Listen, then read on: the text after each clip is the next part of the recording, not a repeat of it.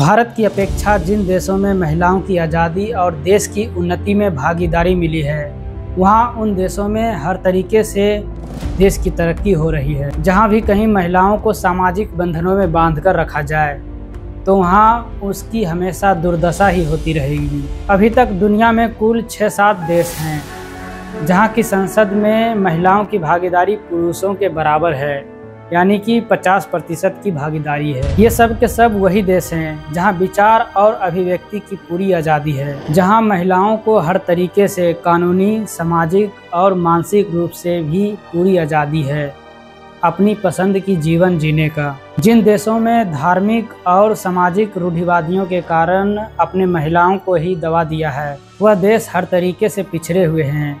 मुझे अफसोस है कि हमारा भारत भी उन्हीं पिछड़े देशों में शामिल है। अभी तक हमारे समाज में लड़कियों को बचपन से यही बताती आ रही है कि तुम्हारा सुंदरता और तुम्हारा देह ही तुम्हारी सबसे बड़ी पूंजी है।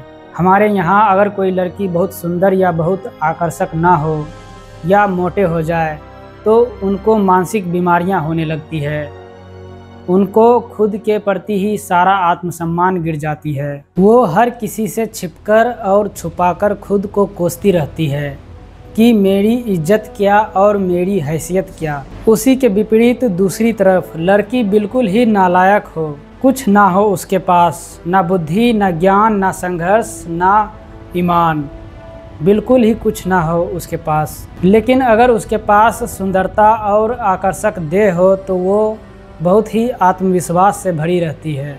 ये सोचते हैं कि आकर्षक देह है मेरे पास, कोई ना कोई इस आकर्षक देह को चाहने वाला मिल ही जाएगा। हमने दोनों ही वर्गों, स्त्री और पुरुष दोनों ही वर्गों को बर्बाद कर दिया है इसी सोच और आकर्षण के कारण। सबसे ज़्यादा मानसिक पतन तो यहाँ लड़कियों के ही मामले में होता आ रहा है। हमारे समाज में पिछले 20-25 साल में जितने भी महिलाएं घर से बाहर निकलकर काम कर रही थी, आज उनसे बहुत कम महिलाएं घर से बाहर निकलकर काम कर रही है या फिर काम पर जाना नहीं चाहती। घर में बैठे रहने की जो आदत पड़ चुकी है, क्योंकि अब उसके लिए घर में ही सारी सुख सुविधा वहाँ उपलब्ध हो चुकी है। उसके लिए आज के समय अच्छी डिग्रियाँ लेकर भी लड़कियाँ काम नहीं कर रही है। वो सज सवर के बन ठन के घर में बस बैठना पसंद करती है। लड़कियाँ सबसे कम ध्यान देती है मन को मजबूत बनाने पर। ऐसा उसे सिखाया ही नहीं जाता कि तुम्हारी सबसे बड़ी पूंजी तुम्हारा ज्ञान है, कौशल है और कला है। वो सारा अपना समय और निवेश अपने तन और अपने प्रजनन में लगा देती है। लेकिन ये पता होनी चाहिए कि तन का खेल और प्रजनन बहुत समय तक उसके काम का नहीं रहने वाला, क्योंकि जो पूंजी उसके ज़िंदगी भर काम आनी है उसने तो कभी कमाई ही नहीं। वो पूंजी है आंतरिक गुणों की और ज्ञान की।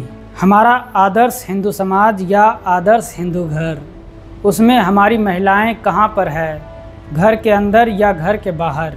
बस उन्हें घर की लक्ष्मी बोल बोल कर घर के बंधनों में ही रखा गया है। भले ही उसके हाथ में 1 रुपया ना हो, पर है वो घर की लक्ष्मी और स्वामिनी। चाहे भले ही उसे 1-1 रुपये के लिए अपने पति की ओर देखना पड़ता हो। उन्हें घर की लक्ष्मी बोल बोल कर झूठी सांत्वना देते हैं। तो कैसे हुई वो घर की लक्ष्मी? लक्ष्मी का काम तो सिर्फ देना है या फिर मांगते रहना।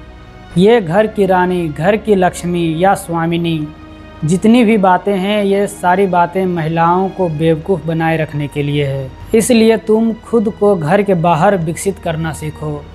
अपने हर ज़रूरतों के लिए किसी और के पास हाथ फैलाने की कोई ज़रूरत नहीं।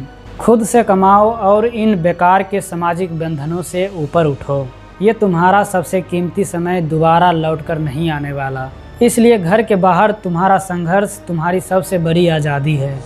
चलिए दोस्तों, मैं कबीर शर्मा, आपको मिलते हैं अगले वीडियो में। आपका दिन मंगलमय हो। धन्यवाद।